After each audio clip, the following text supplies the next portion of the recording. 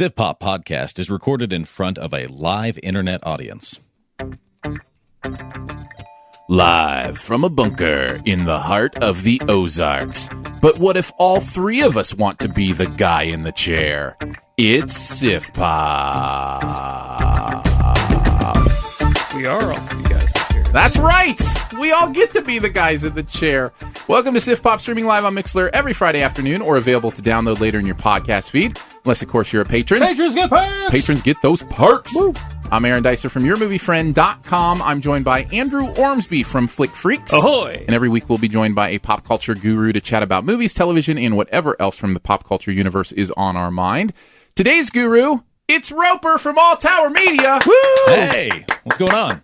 Welcome. The beautiful pipes of Roper have joined us on the Siftpop podcast. I need like a late night TV show. Something, or a man. radio show in a dark room. Something. So this is your first time on the podcast. Yeah. So why don't you introduce yourself? Let us know a little bit about you, what you do. Tell us about All Tower, that kind of thing. Well, I am Roper. I watch a plethora of movies. A bevy of films. Yes, boatloads of them. I have a podcast. Actually, I have a couple of different shows that I work on. All Tower Media is the overarching one, but we do Spoilercast. And Spoilercast, as it suggests, we talk about anything and everything. Now, it doesn't necessarily mean we go through and just spoil the whole movie, but it just prevents us from having to pull punches when we're talking about stuff. This way, it's like, hey, we want to talk about it, we're going to talk about it. And outside of that, we do another show called Agents of Sir. It's a couple of my friends. We get together. We talk about anything comic book related, whether it's movies, TV shows, video games, whatever the case may be, or actual comic books. And we just talk about the content of comics. And then the other one that I do is actually for the studio where I record these shows at. And that's Spellbook Studios, and it's Spellbooks podcast is what it is. Okay.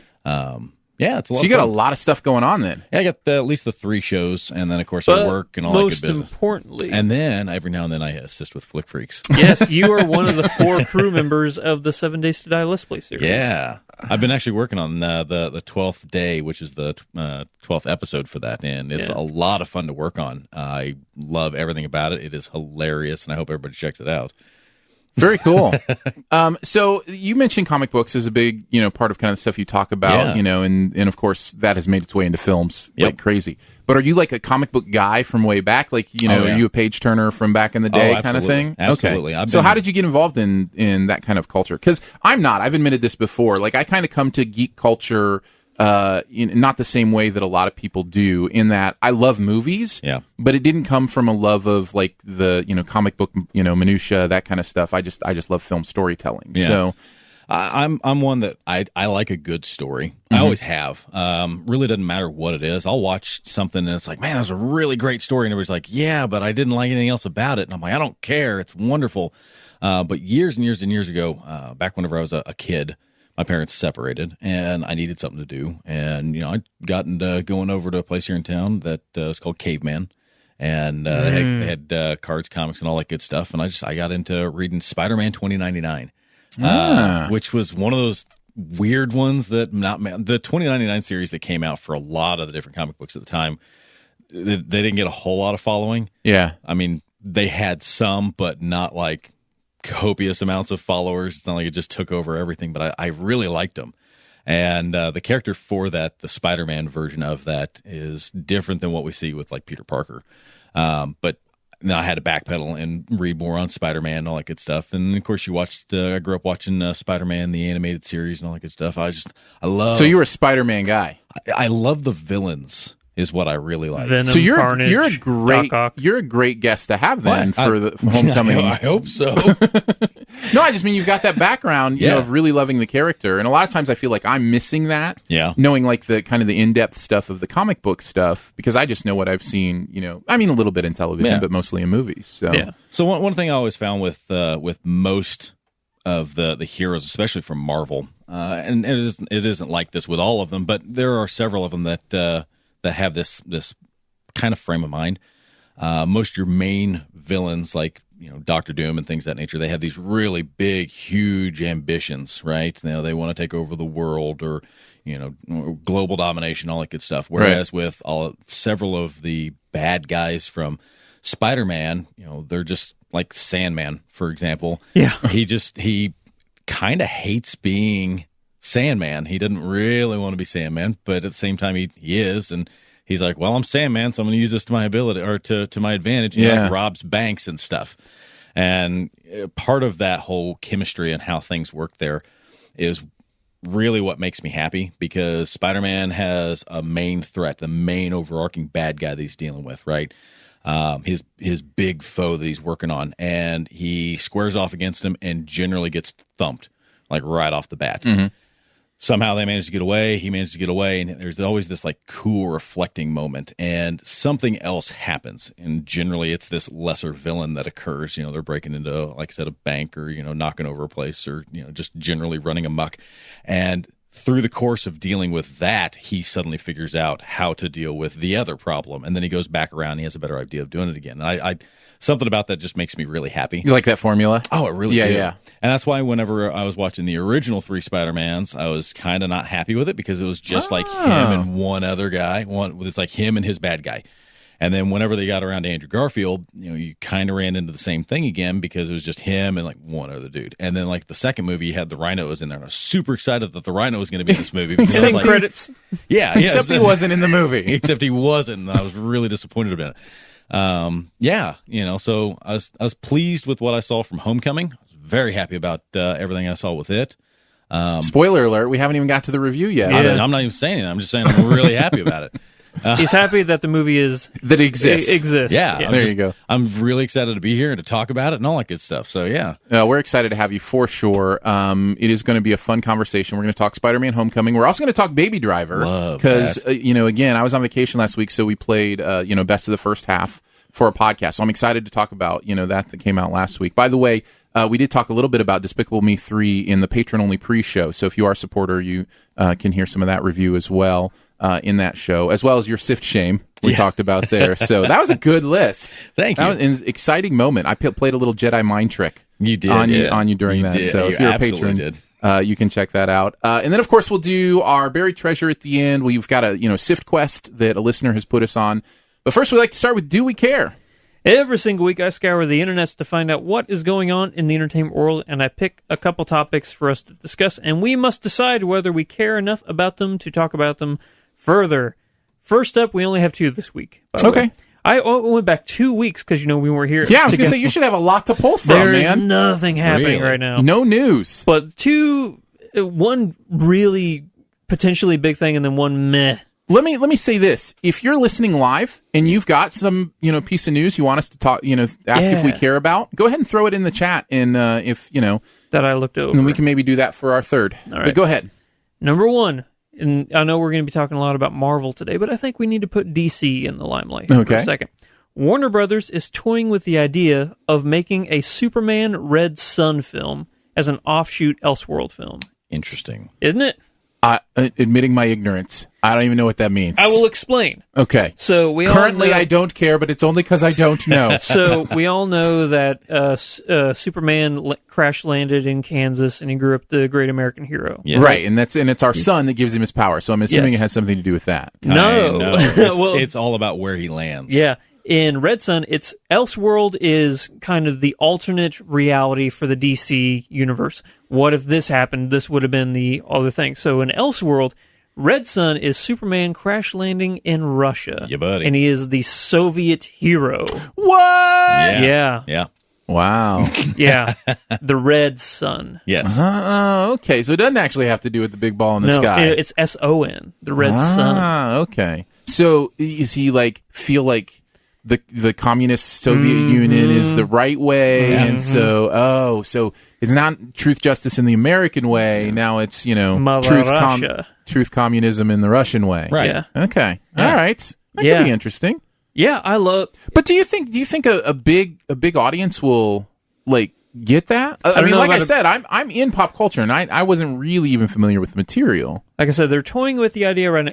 It's a great comic series. I don't know if Roper's read it or not. I'm familiar with it. I didn't really dive much into it. Yeah. So there was actually a person in your chat. I can kind of see it from over here, and I'm squinting at it here and there. But they asked if I'm DC or Marvel, and it's Marvel. I'm the DC guy. So. Yeah, you're the DC guy. I'm the Marvel guy.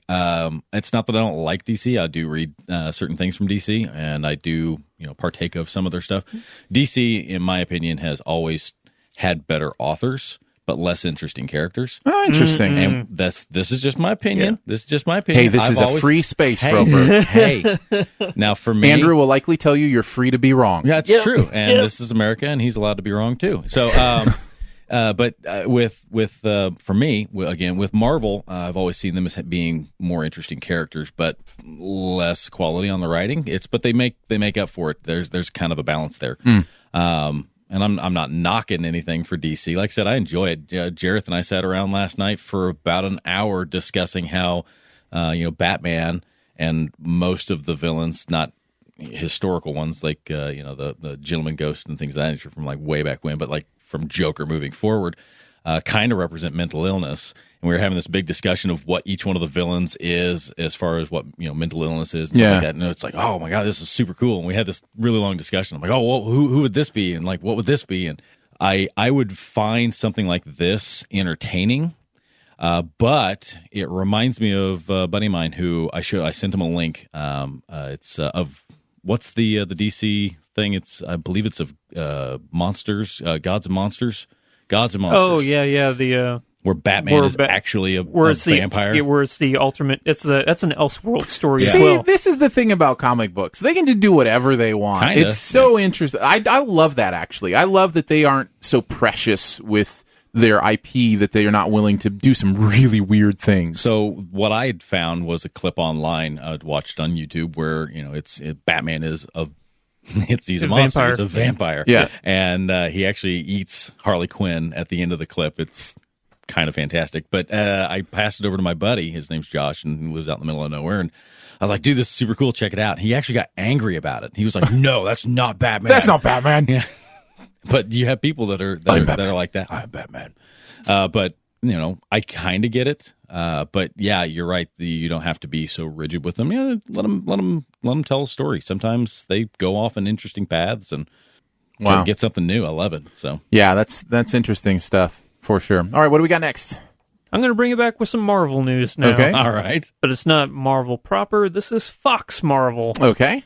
The next X-Men movie is going to be X-Men Dark Phoenix, and it will focus more on the story of Jean Grey and the Phoenix Force. Now, they touched on this a little bit in Apocalypse. They touched on it even Prior before to that. yeah. In, was it X2 or it was the Last Stand? It was was it the Last Stand? Like the end of the Last Stand? Yeah. Yeah. It's kind of X2 moving forward. It's like tail end. Right. Yeah. Yeah. So I don't know. That could be interesting. Is it taking place in the same universe as these previous movies have? It's going to be the Jennifer Lawrence, James McAvoy universe. Okay. And Sophie Turner, who was Jean Grey, is coming back for the character. Okay. Too, so yeah. No, I'm on board. I feel like they've kind of lost their step with the last one. There's still things I liked about it, but it was just a bit of a mess for me. But I love the X-Men. I think for me, if I had to pick, you talk about your favorite superheroes, I'm an X-Men guy. I think the X-Men I think it is the most brilliant piece of marketing thinking in the comic book universe, in that they have a world where they just get to invent superheroes all the time. Like, it's just, it doesn't have to be just Superman or Batman. Right. It's like, it's a world where people are becoming mutant. It makes a lot of sense. I love it. So. I get it. My favorite Marvel superhero is an X-Men. So yeah. Who's that? Gambit. Okay, yeah. I'm a Nightcrawler guy. Are you? I get my favorite it. X-Men. Nightcrawler's pretty cool. Yeah. Nightcrawler's really cool. The reason why there's not a lot of news this week, I guess I can go ahead and say it, is it's either next week or the week after is Comic-Con. So everybody's saving all their news. They're holding all their stuff for Comic-Con. The one thing that did come up in the chat that we can mention, sad news, is Stan Lee's wife passed away yesterday. I saw that. Speaking of the comic book thing, 93. 70 years they've been married. Wow. 70 years. That's awesome. Yeah. Like, mega props. That's really cool. So, man, it's one thing to talk about how cool it is, to stay married in a world where a lot of people don't stay married. It's another thing just to talk about living long enough to be married 70 years. I think you got to get an early start on that if you want to make that happen. My wife and I got married. I was 20 and she was 21. So we've got we've got an outside shot. We just got to live into our 90s. But yeah, that's pretty awesome stuff. I actually about a year and a half ago concluded a divorce and all that good stuff, and just moving on forward. That's why I keep myself busy doing all this stuff. Andrew, have you found a? I have been married to Chef Boyardee since and we've had a lovely. Now that's a great relationship, man. Yeah, I love it, man. On the 12th day, the 7th Day to Die episode that I've been editing, there's a part on there where we're discussing the date that he just went on, and he had to use the voice from Sling Blade. Yeah, I was. If I ever on a date, I went on a Tinder date and I used the Sling Blade voice. I cannot get some mashed potatoes and biscuits. And so we had to get him on there, and we had to grill him on whether or not he did it or not. That's so. Did you use the Sling Blade voice? No, she was too nice. Oh, my whole world's crashing down. I thought you actually did it. No, I was really going to do it, but she was really nice, and I was like, oh, I don't want to do this to her because she was really nervous too. She has to know the real Andrew, though. Yeah, she has to know the real Andrew. I would have saved that for the next date. All right, okay. Second, all right. yeah. That's no impressions until the second date. Yeah. Listen, we have standards. Yeah, we have morals. All right, let's move on and talk about Spider-Man: Homecoming. So, to become an Avenger, are there like trials or an interview? Just don't do anything I would do. And definitely don't do anything I wouldn't do. There's a little gray area in there, and that's where you operate. Oh. All right? That's not a hug. I'm just grabbing the door for you. All right, kid. Good luck out there. I'm feeling rough. Listen, I know school sucks. Peter, you still with us? Yeah. I know you want to save the world. But you're not ready yet. You're the Spider-Man. No, I'm not. This is just a costume. You're on the ceiling. Spider-Man: Homecoming. Thrilled by his experience with the Avengers, young Peter Parker returns home and starts to embrace his newfound identity as Spider-Man. He also tries to return to his normal daily routine. Distracted by thoughts of proving himself to be more than just a friendly neighborhood superhero, Peter must soon put his powers to the test when the evil Vulture emerges to threaten everything that he holds dear. Spider-Man making a return, this time in the Marvel Universe proper, and coming back, not really doing an origin story, just kind of telling a Spider-Man story. Let's start with, did we like it, love it, hate it? It was just okay? Didn't like it? What do you think? Andrew, why don't you start? I really liked this movie. Not quite enough to put it into the loved it category? A couple things I had an issue with, but no, I really liked this movie. Okay, really liked it. What about you, Roper? I'm right there with him. I really like this, but I don't think I say I'd love it. I just tiptoe right over the edge. I loved this movie. Yeah. Not like super duper, but I loved this movie. Yeah. And so we're all pretty close. I think I just maybe a little notch, more. I'm like right there with it. I have some issue, as Andrew was saying. My issues are probably different than yours. Probably. So. Well, do we want to talk about what we loved about it first? Please. Sure, let's do it. I would start with this. And this, I think, might be one of those things where some people love this, some people don't. For me, I loved it. The Marvel stuff from the other movies in this movie was like crack cocaine to me. I just the references because they felt organic, they felt real, they felt like this is the real world they're living in. Yep. And I loved that stuff. There was maybe one or two moments where I felt it was a little too wink wink, nudge nudge to it. Mm-hmm. But for the most part, I really loved it. It's just like, I know it's a double meaning is intentional in the title. But it really is a homecoming for Spider-Man to be in this universe, to have these other people around him. Yeah. And I think that stuff really worked. Did you guys like that stuff? Oh, yeah, absolutely. A little bit. I think for me, finding those little Easter eggs like that as you're coming across them, some of them are very on the nose and some of them are a little bit more subtle. It shows continuity. Yeah, and that's the thing. It brings everything all together, and you're able to look at it and go, all of these things impact these other things. The fact that when he's filming with a cell phone, mm-hmm. that whole montage right there, whenever you're first going through with him, I loved everything about that because it kind of brought everything back around. Yeah, where it's like, hey, it's not just shoehorned in here. Right, it's a real thing. Yeah. I really liked that stuff. You said you liked it for the most part? Yeah, there's a cameo from one character who he's a recurring, part of the movie, and I think he was overused a little too much to the point where it really If you're talking about who I think you're talking about, I totally disagree. I loved every time that happened. I like the fact that he was in the movie, but I think he was used too much, and it took away from it being a full-on Spider-Man movie. Okay, we may be talking about different people, so that's fine. We'll talk about it in spoilers. Yeah. I actually now think we're talking about different people. So I was worried that Tom Holland in his performance in Civil War was a fluke, and that he wouldn't be able to carry a full movie. Right. I was so wrong. He's so good. So good. I mean, he is the Spider-Man from the comics that, he's brought to life that character from the pages and his mannerisms and, how he is a superhero, but he's still struggling with trying to be a kid.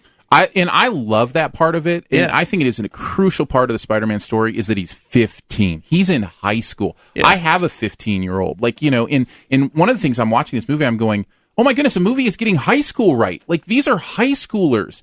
I often watch movies and they portray high school, and it's like, those are college kids, or like If you look at like Tobey Maguire or Andrew Garfield, they're way too young to be playing that, or too old to be playing that Well, and character. it's not just the look. I mean, the stuff they're talking about, the attitudes they have. Like, these kids act like high school kids, and I loved that. It felt like a real high school environment. There's a moment of dialogue, so it's not really giving anything away, but there's a moment of dialogue which, to me, really, really struck me as that is a child. Mm-hmm. And it's when Spider-Man, Peter Parker, is talking with Tony Stark, and Tony Stark says he's 14, and he immediately snaps back and he's like, "I'm 15." Yeah. I'm like, that is something a child does, right? Yeah. Especially in those moments, because I've had that discussion with one of my kids, and I'm like, you're 6 years old, and they're like, I'm 7. I'm 6.5. I'm 6.5. I mean, when do you stop counting halves on you?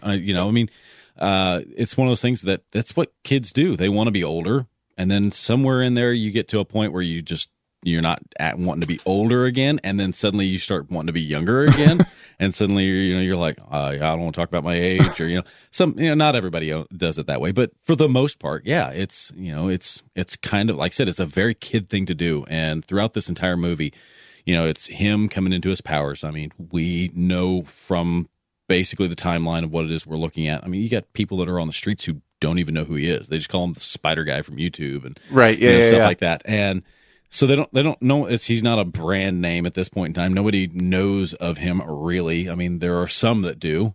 But all of this is really, really early on in his career. So he's still figuring out himself. He's still inside his head. He's still struggling with being in school and dealing with people, and he's not coming to his own yet. He's not who we're familiar with. And that's the whole theme of the movie, and that's why it works, because it feels so real. And so all of that stuff about wanting to be older than you are, wanting to experience things that it's not time for you to experience yet, the maturity stuff, all that stuff works because we believe he's 15. Yeah. We believe this is a high schooler who wants to be older, wants to be playing with the big boys, but he's not ready. And that's really cool stuff. Right. And I liked the kind of the father-son dynamic between Stark and Spider-Man. I thought that was really cool. So I liked a lot of those themes as well. What else? The giant man-child trying to play dad. Yes. Yeah. That's fun stuff. Speaking of performances, another performance I loved was Michael Keaton as the Vulture. Yeah, he was great. I don't think I've invested this much in a Marvel villain in a very long time, since maybe Loki, because I was blown away by the character development that was being done on screen. Oh, yeah. You understand why this character does what he does. And the thing I don't like about Marvel movies, and they got it right here, is that this person is a villain because of movie reasons. You understand why this character is doing what they're doing. You're saying that's not the case here, right? That is not the case here. There are legitimate reasons. Yeah, there are legitimate reasons why he is the villain, and it makes you care about the movie more. Yeah. People think that as long as your hero is good and that you just know that the other person's bad, that's all you need. I think that if you understand where both of these characters are coming from, it makes it a more exciting story. Well, it adds nuance too. There's nuance to his Vulture character that is real, almost heartbreaking in some ways. It's really interesting.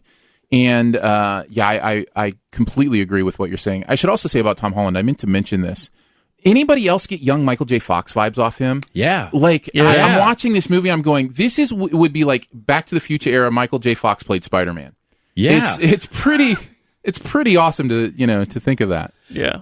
Now, on the note of the Vulture, I had a hard time with this because I like like what you're saying, I loved his performance. But not only is the Vulture one of Spider-Man's eldest villains.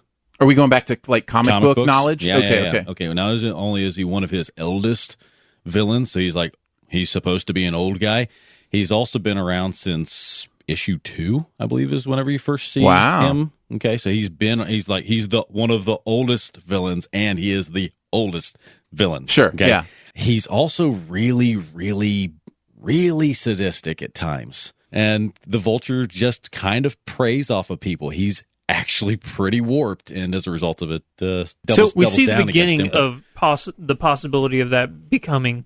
It's slow, and I think that's part of what makes it work for me, especially with this, is because this is also really new and early on for the Vulture as well. All of this is within the past 8 years. He had this thing that occurs, and then 8 years later is kind of where this story is supposed to be taking place, and it's all still brand new. So maybe he hasn't got to the point of what it is that I'm referring to. Perhaps when we see him again, if we see him again, we see him more volatile, as we've seen in other iterations of the Vulture, because he's pretty mean. So let me ask you this. None of that has anything directly to do with the movie, because the movies are a separate cinematic universe than the comics. So as a comic book loving fan, I guess my question would be, do you separate the two, or do you hold it against the movie when it doesn't give you the version of something from the comic books? Never once have I held anything like that against a movie, because I recognize that there are, as what Andrew was saying with Red Sun, there are other iterations of these things, and it's the same story being told over and over and over again. But with this, no, I don't sit there and go, "Oh, you did a bad thing." Right, but does it impact your enjoment? No, not at all. Good. Not at all. Good. I just look at it and I go, every other iteration I've seen of him, he is so much more. And as best I recall, I think we've ever seen anything with his family before. So all of that is kind of one of the things where it's like, okay, yeah, and that's why I was blindsided by kind of some of the story arc pieces that come later on. Sure. It's really cool, and I love what they've done with it, but no, I don't hold it against it. Any other pros before we move on to some of our cons? It's the coolest Spider-Man suit ever. Yeah. Yeah, that's for sure. Yeah. Not cooler than the comic books. I guess I'll say this. This isn't a spoiler unless it's considered a spoiler from the last Avengers movie, but Tony Stark designs Spider-Man's suit. Yeah. That makes so much sense to me. Yeah. It makes so much more sense than a high school kid figuring out how to design a high-tech suit. Yeah. And I love the fact. It's one of those beautiful things about being in the full Marvel universe that they can make sense in that way. Yeah. Because that actually makes a lot of sense. The way they play the suit in this movie, I think, makes a ton of sense. Yeah. The suit's one of the best characters in the movie. That's true. That's true. Without giving anything away. That's absolutely true. Well, I wasn't going down that road. I mean, him discovering what the suit is capable of and everything. Yeah. Absolutely. No, there's been in comic book world, they have a version where Iron Man gives him a suit where it's got 4 extra arms. Oh, nice. Yeah, he's got his appendages and then the 4 that come off the suit itself. Yeah. And yeah, it's super cool. I think that's probably one of my favorite versions of the Spider-Man suit. Now, the Spider-Man 2099 is obviously my favorite, but that's just me. Ready for some cons? Yeah, let's talk about some cons. Some of the things you didn't like. We were a little oversaturated with characters in this movie. I think that there were too many. There were a lot. There were too many. They were also good. They were good, but at the same time, some characters did not get the screen time either they deserved or enough for their character to develop enough for me to care about them. Right, but aren't those the ones you think that they're probably building up for future movies? I think that if you're going to do that, have a way better platform for them to stand on so that whenever you see them in a later movie, it actually makes sense, as opposed to just, hey, this is a character, they might be in a movie later on. Well, why even bother having them in this movie at all? That starts to plant some seeds, and they do serve a purpose in the story themselves a little bit. But I see what you're saying. Yeah. Mainly from the villain side. To the point, that's a spoiler. I can't say that. Yeah, let's table this for spoilers, because I want to talk about some specific characters that show their face here or there throughout this movie. Here's my big con, and then I'm done with cons. When I look at Marissa Tomei, I don't see Aunt May. Just can't buy it. I see Marissa Tomei. That's not, to me. She doesn't have that. I don't know what it is. Do you guys see? I think she's fine. Think she's fine? Yeah. Okay. Yeah, I don't think. I mean, I don't think she's great. Like, I don't look at her performance and go, "Oh, that's such a great Aunt May." Yeah. But I also don't look at it like I feel like you look at it, which is like, I'm just distracted. I've had that experience with some characters before, where it's like, I just can't get that's, especially with voice acting. Sometimes it just doesn't feel like, oh, that's obviously such and such an actor. It's not necessarily the character on screen. So yeah, I know what you're feeling. I haven't necessarily felt it myself though. Those are my 2 cons. What do you guys got? For me, I did suffer towards the end of the movie from some suspension of disbelief issues. I just wasn't able to buy some of and not in the way like we're in, obviously, superhero world. Right. There's things you take, just as a given. But in the world itself, there were some things that didn't make sense to me, and I couldn't understand. I will talk about them in spoilers. I'm curious. I'm looking forward to that. Because there were that last scene, which I loved for a lot of reasons, had a lot of things in it where like, no, that wouldn't happen. No, that wouldn't happen that way. Yeah. Not in the Avengers universe. I know, that kind of stuff. So there was a little bit of that. That was one thing that kind of distracted me. It was very minor though. Like I said, overall, I had a great time. Did you have any negatives you want to talk about? I don't have a whole lot of negatives to throw out that won't necessarily dive into the meat of some things. I like I said, I think part of my hang up on things is just kind of Peter Parker is a genius. Okay, it's kind of a given. It's explored end over end. He's a genius because of the spider bite, right? He wasn't a genius before he got this. He was a genius before. Okay, good. That's good for me to know. I had forgotten that. He's just a smart dude. Kid. Yeah, that's just kind of what it is. But there were some things that he did where I have a hard time separating between, okay, you're a genius, but you're also 15, so maybe you're just a dumb 15-year-old. Yeah, there's a difference, right? Between intellectualism and street smarts. Yeah. And that's kind of me reaching at stuff. I know, it does feel like I'm having to nitpick to find the negatives. There weren't really any big overarching negatives for me. And like I said, I think they did the Vulture wonderfully. I think they did, most of your other characters wonderfully. I think that Spider-Man was fantastic. So I don't have any complaints with any of those things. So whenever I'm looking at the whole overall story, I can't dive into those things. Instead, I have to backtrack and go, well, Yeah, exactly. Do you guys have one more thing? Anything else before we move on to Baby Driver? I have one more thing in the question for you guys real quick. Oh. Sure. The question is, we've had 2 Marvel movies this year, Guardians 2 and this one. Which one do you rank higher? Guardians is my best movie of the year so far, till this one. This is now your best movie of the year? Well, I'm debating that right now. You put him on the spot. You put me on the spot, man. I'm sorry. I am debating between an A and an A minus for Spider-Man: Homecoming right now. I have not landed completely. I think Guardians overall was still a more fun experience with me. However, I will say there are more obvious flaws in Guardians than there are in Spider-Man: Homecoming. So that might give it a little bit of an edge. So I'm debating. I don't know. You're still on the fence then, huh? Yeah. Roper? Interesting. Well, for me, it's close race. It was a very close race. But I personally like Guardians of the Galaxy 2 over this. But it's, like I said, it's just barely past it. And the only reason is because, and of course I've had this discussion with you, I felt like Guardians of the Galaxy 2 gave them an opportunity to go, okay, all right, we've established who these guys are. We know these things because we did all that in Guardians of the Galaxy 1. So in this one, we were able to do further character development and drawing them all together and things of that nature. And like I said, it's part of that story development that I really liked. No, I agree. What about you, Andrew? For me, it's not even. It's kind of close. Definitely Spider-Man. Over you Guardians. didn't like Guardians as much as I did. No, I didn't. He didn't. Same here. I was well past him on that. Haha, 2 on 1. Yeah. My one last thing is we went and saw this in IMAX Laser, and they did not show it in 3D, which I loved that they didn't show this in 3D. You know, it's so funny. I actually had the opposite reaction specifically during the Washington Monument scene. I was like, oh, this would have been killer in 3D. Yeah. Because those are the times 3D shines, when there's drastic distance differences and you can feel the height of something in a different way. Yep. But no, it was fine. I mean, it was great. It was gorgeous, obviously. There were a lot of night scenes in this movie, which I don't know how that would lend to 3D, with the glasses and everything, because it is a dark movie, literally a dark movie. A lot of it takes place at night. Not like Batman. No, not like that. Not that kind of dark.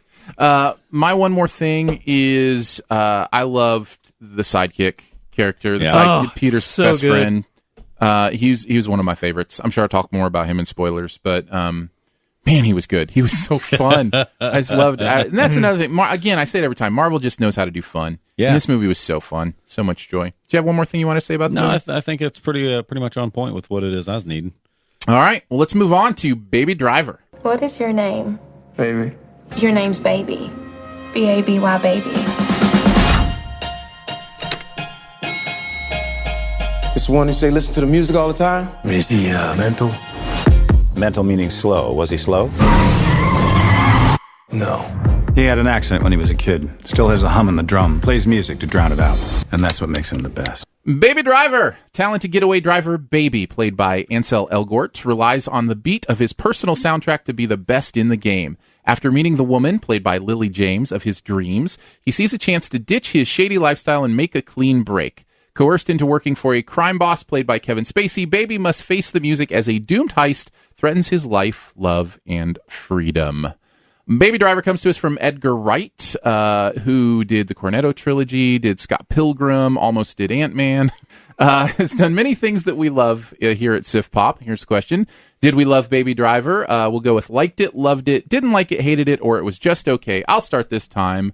I am, again, almost exactly where I was with Spider-Man Homecoming, just tiptoeing right over into the loved it category. Only tiptoeing? Only tiptoeing, yeah. I'm like just jumping headlong into this You're thing. Firmly in the loved it. Full on in love with this thing. I'm nosediving in the loved it. Yeah, I don't care if we're Good. I don't care if we're diving into like a natural spring cold water. I'm just in this.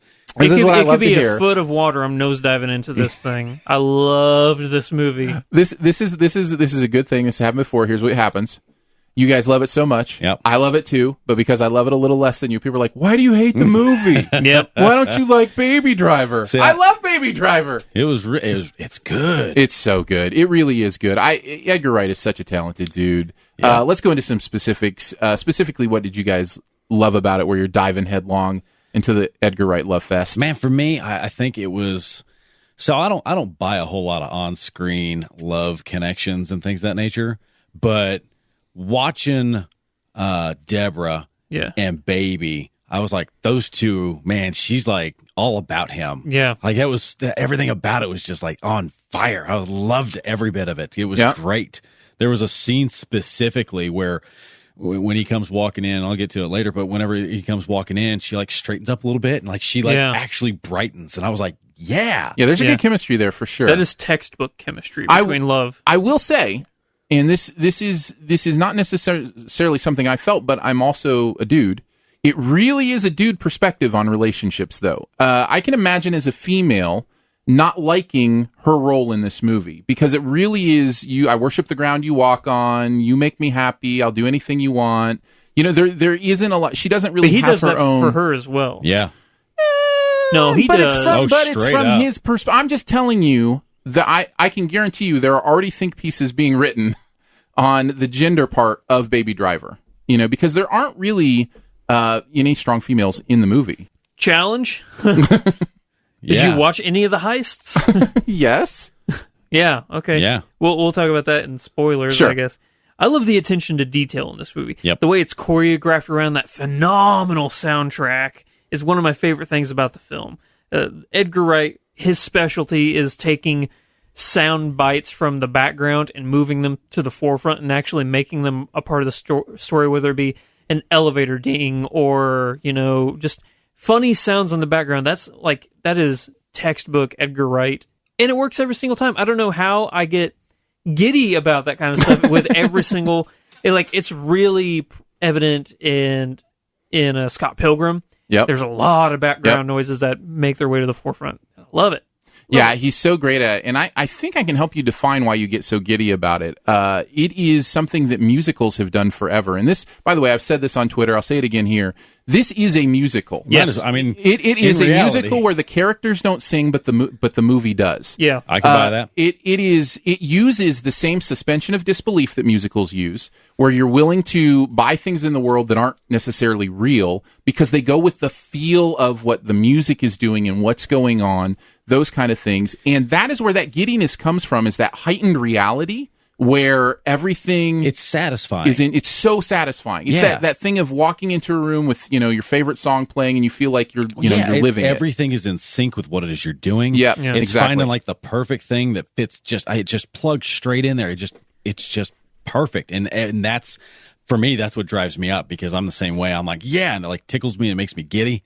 It's fantastic. I love that sense of all of this pull together, this continuity of all of the things, the music, the action, the story, all of it's just all parallel. Oh yeah, and that is so much fun. There's just so much fun to be had there with what's done with the music here, and the types of songs he's using for these musical set pieces are just brilliant. He doesn't dance with his body; he dances with his car. Come on, that is the coolest thing ever. So let's go straight into this. You mentioned the car. The chase scenes in this are phenomenal. Some of the best.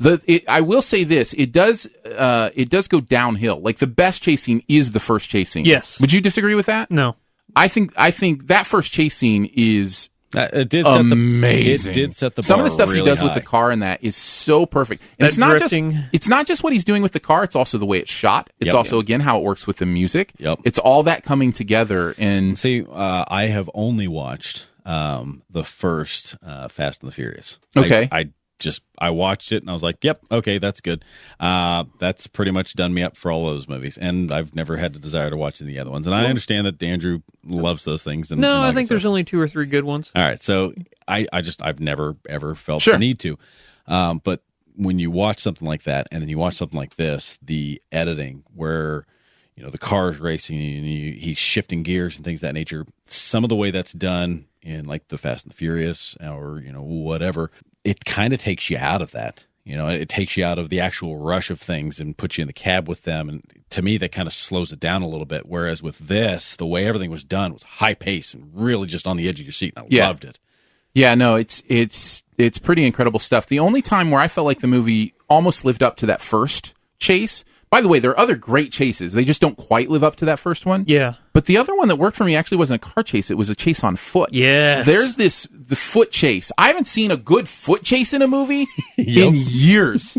And it was so good. Like, it's just, whoever it is, whether it's, from the storyboard artist to Edgar Wright to the cinematographer, all of them working together, they understood how to make you both on the edge of your seat and also giddy with how fun it was to watch it unfold. I thought it was brilliant. So yeah, there are those moments of high highs, during this movie. There's not a single miscast person in this entire movie. I'm just going to throw that out there right now. Everybody is on their A game and better than I thought they could ever be. I don't look at Ansel Elgort and say, you are a leading man in an action movie. I can now. But he's perfect for this role. Yes. Like, for exactly who this character needs to be, that's who he's perfect for. John Hamm is amazing. Jamie Foxx is almost on another level. Oh, yeah, that was ridiculous. He hasn't been this good since Collateral. Since Collateral. Yeah. I mean, woo! And it is good. Yup. And not only is Hamm good, he's doing something different than he's ever done before. This is a different type of character for him. I was really impressed. I think this is the best John Hamm's ever been. I might agree with that. Probably, out of every single person, I think it's because I already have him on such a high level. But I think Kevin Spacey, as good as he was, he didn't blow me away like the others did, because I didn't know the others had that potential in them. Maybe Jamie Foxx. But even Jamie Foxx was on his upper echelon of acting performance. Yeah. Kevin Spacey was phenomenal, but he's been phenomenal for a while, so I don't okay, yeah, you're still phenomenal. We get it. Yeah. It sounds like a diss, but it's really not. It's just, constantly good. Yeah, so it's consistency. Yeah, he's great. The other thing I wanted to mention in the pros was I love, and we'll talk maybe more about this in spoilers, but I love the way this movie handles consequences. I love the way it handles the reality of the crime or the world, and I really, really appreciated that the overall theme of this movie is about escape. And not just escape from a bank heist, but escape from a lifestyle and what escape really looks like in real life. And it drops those seeds through the entire movie, through his relationship with his foster dad, which I thought was really beautiful. it starts dropping those seeds early about what it means to escape. And I really thought that was smartly done. Yeah. So that's good stuff. Any other pros you guys want to mention before we hit some? So I was taking a college course a couple of years ago, and I was learning a little bit of sign language. And something I learned from my sign language teacher was there are people who, within the deaf community, that whenever they go out and watch a movie, they don't want to watch like a slow movie. They love action films. Mm-hmm.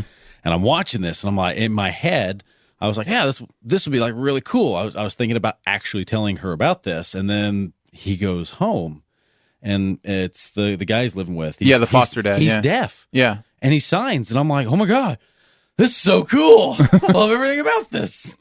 Yeah, no, it definitely touches on that in, I think, a really meaningful way. Yeah. So I think the movie handles it well. It makes the pacing of the movie just that much better, too, because you have such high-octane craziness with these chases, but at the same time, whenever you need the movie to slow down a bit, it does. The movie's perfectly paced. Yeah. And it gets you, calm down just enough for the next thing that's going to take you over the edge, and then it calms down. It's the perfect... It is paced really well. Perfect wave of fluidity throughout the entire thing. Yeah, I really enjoyed it.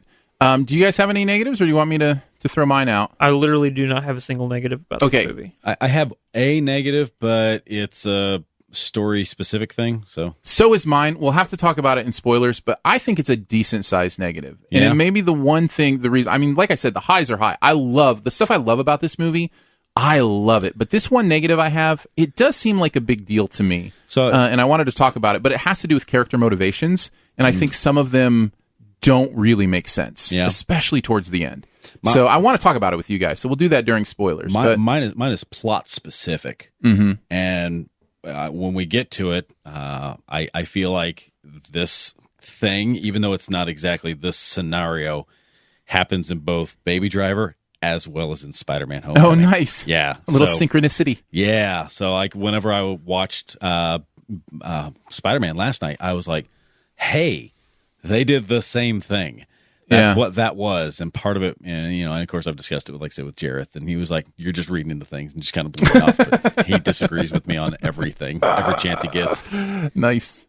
Yeah, I can't wait to talk a little bit more about that with you guys, because I'd love to hear your opinions on it. So we'll definitely hit that up on spoilers. Overall, though, I have to say, I went in expecting something good because I'd heard, just good buzz from friends, and it blew my expectations away. Oh, absolutely. This is a movie designed for me. There's things to think about in this movie. There's themes in this movie, and the heightened reality stuff. I love musicals. Yep. And it gives me a lot of those same feelings that like La La Land gave me, where it's just the beauty of this world and how it works together and how the songs go together. I really enjoyed it. So it's still a recommend for me, even with one, I think, decent negative that we'll talk about more in spoilers. So is that your one last thing? Sure, that'll be my one last thing. You got one last thing? Movie of the year. Easily. I agree. Easily movie of the year. If this doesn't win like a bunch of awards later, definitely. I don't know that this is going to win awards. Just because it's not that style of movie that wins the awards. I still think that it should. That's just me. It's one of those movies that, they every single year for the Oscars, they throw in one movie that's like, oh, so you're throwing in that. They did it with like District 9 and stuff like that. Hell or High Water. Yeah, Hell or High Water. This is that type of movie where it's going to get some nominations, probably for but cinematography it could. But I don't think it can win anything. It should. It should. It should win them all. It should win Oscar. Yes. It just gets Oscar. Can we just say, there's still 6 months to go in this year. You never know what Hollywood's going to throw your way. In less than a month, we have The Dark Tower, too. So that's right. Yeah. I will say, 2017 is looking up lately. You know what I mean? Like Spider-Man Homecoming is great. Baby Driver is great. Yeah. So and Wonder Woman was great. So we're kind of getting into a nice place where Lego Batman was fun. John Wick. Well, that was earlier this year. 2. Those were earlier this year. Split. Get Out.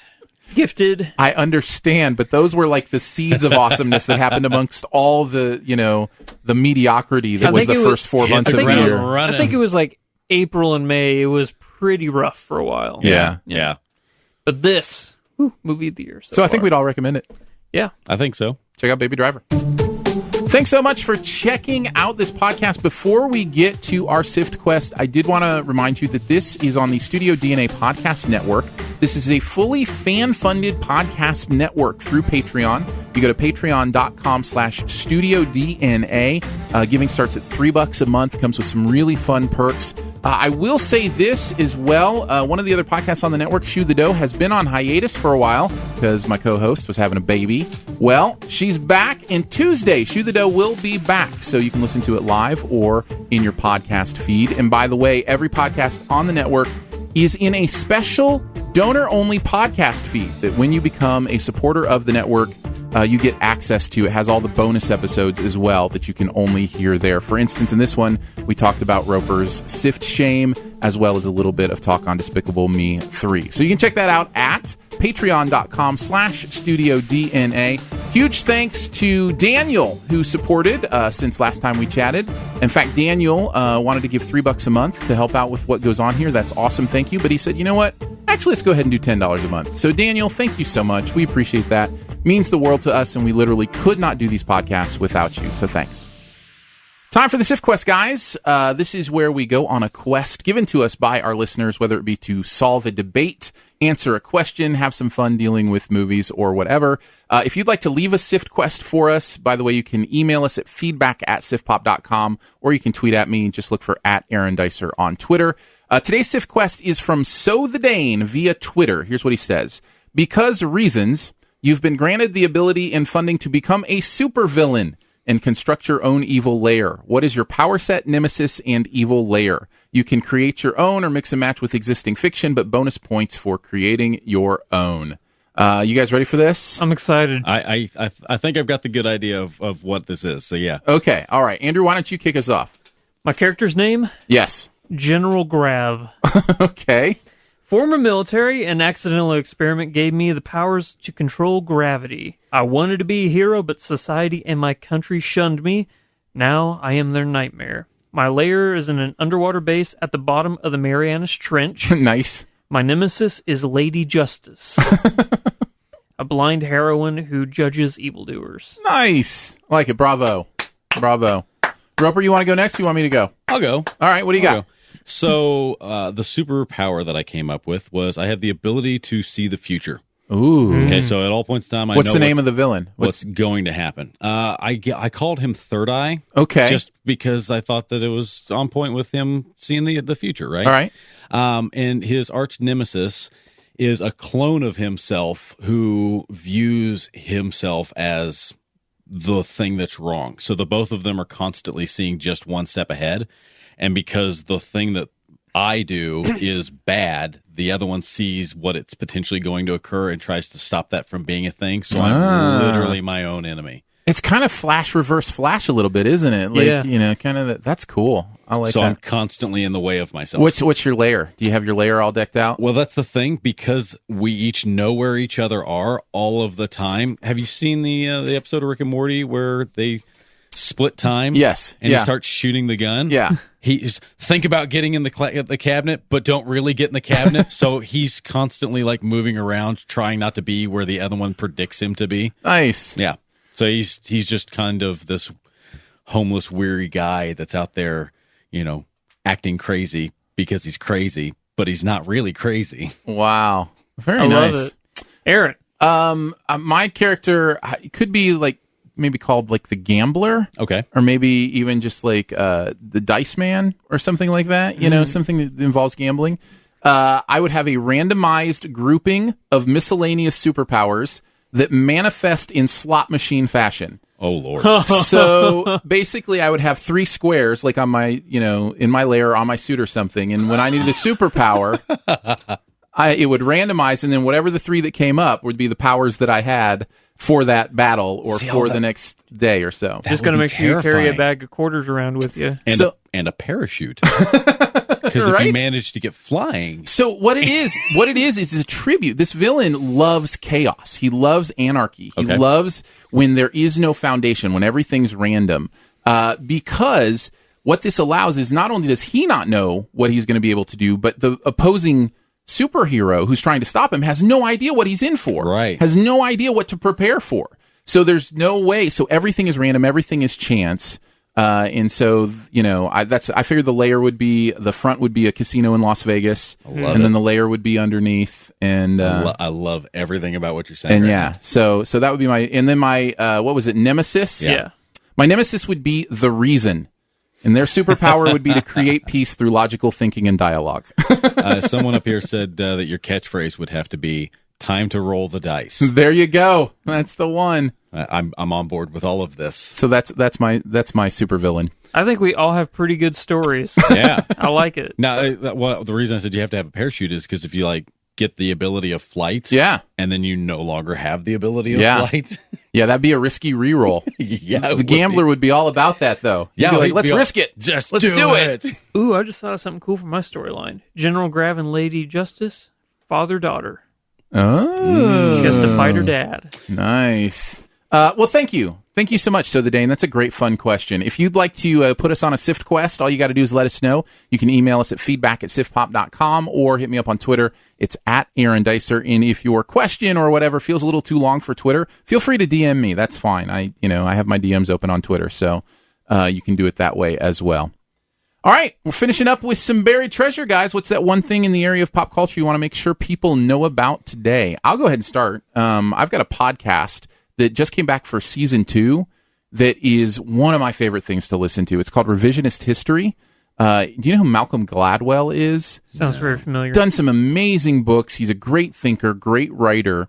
And basically this podcast is him just looking at the world around him, taking something and then going on a deep dive on it and really thinking about it. The first episode this season was about golf courses in Los Angeles County and how they're paid for by the taxpayer and different things, and about, why do golf courses get to take up that much of a percentage of this really expensive land, in this expensive, real estate area. Just really interesting stuff for me, and so I'd highly recommend it. But it's season 2. The first season's well worth a listen to as well, but I think they're about 3 episodes into season 2. So it's called Revisionist History. Roper, you want to go? So I've done some thinking on this, and the only thing that I know of as far as something that's not big and popular and stuff like that, because let's be honest, I dive into what's all big and popular because they're a lot of fun. But the only thing that I ever get into that's kind of falls outside of that is a series of books that my buddy wrote, my buddy Doug Roberts, and it's called Ragnarok Rising, and he wrote a series of books that take place here in the Ozarks. It's a zombie apocalypse that occurs here in the Ozarks. It's actually really cool. He's got 5 books out for that. So nice. But they're a lot of fun to read. Cool. It doesn't hurt to mention that I'm one of the characters kind of in the story. So you're famous. Not really. You're famous. Guys based off of me and one other person. An amalgam. Yeah. Well, I have personally found whenever I'm writing that the best way to write a character is you base it on two or three people, because it's you are who I'm gunning for, but when you try to put that to paper, sometimes they're two-dimensional. Mm-hmm. So you need a little. You're saying I'm boring. I get it. No. It's not just you. There's more to Andrew than just the mustache. But I don't know about that.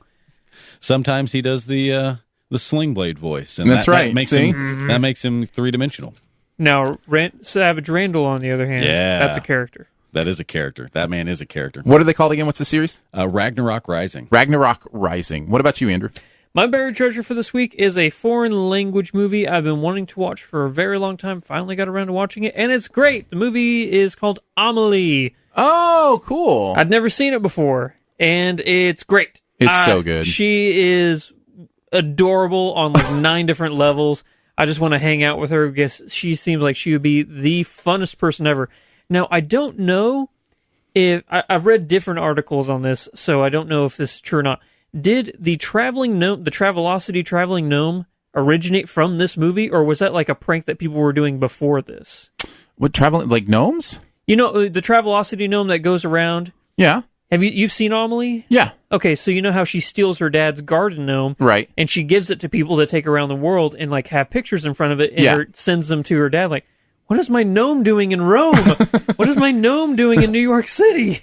The gnome in Rome. Yeah, so people are saying that the Travelocity gnome originated from this movie, but then other articles are saying that it was a prank people were doing before that they just implemented into this movie. So there's always been the prank of taking yard decorations and then moving them around. Taking them from one person's yard and putting them in another, or taking 100 forks and sticking them in somebody's lawn, to kill the lawn.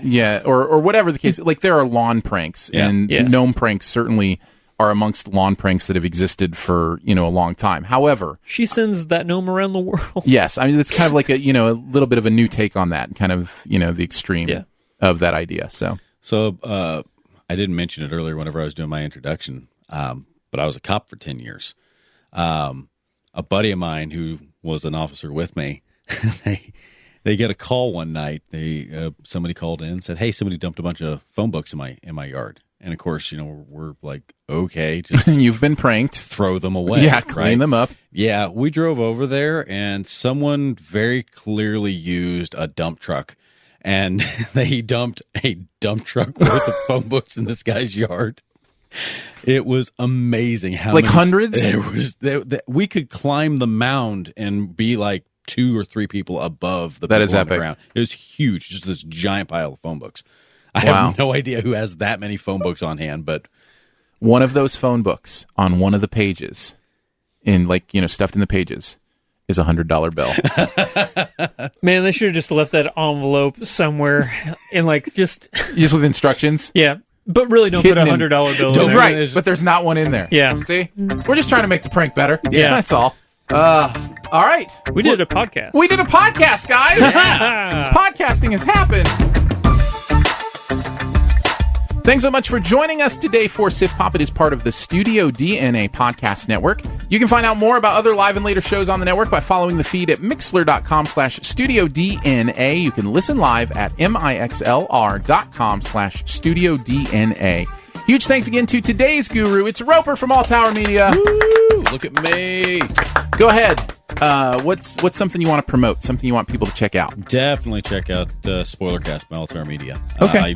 If you search for Spoilercast, will it come up? I know there are a lot of Spoilercasts out there. Go to YouTube.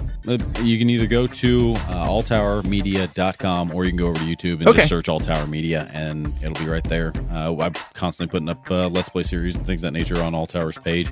But the Spoilercast, that's where we do most of our talking. And we do an episode every other week. We get on there and just talk about, like I said, all of the content of the movie. It's all similar to the spoilers that you guys do in your spoiler show. Awesome. Much love and gratitude as well to our Patreon supporters who make this possible by giving monthly. It makes this show and others on the podcast network possible. Support starts at $3 a month, comes with some pretty fun perks. You can find out more at patreon.com/StudioDNA. There are a lot of ways to connect with the podcast. Leave a comment at SoundCloud, tweet at us, iTunes comments, or you can email us feedback@siftpop.com. And finally, if you're having a good time, your movie-loving friends will probably like this show too, so let them know about it and that listening is much easier than holding together two halves of a giant ferry boat. Spoiler Chat this week should be in your podcast feed soon, and we'll see you back next week for some War for the Planet of the Apes conversation. Caesar is home, is home, is home.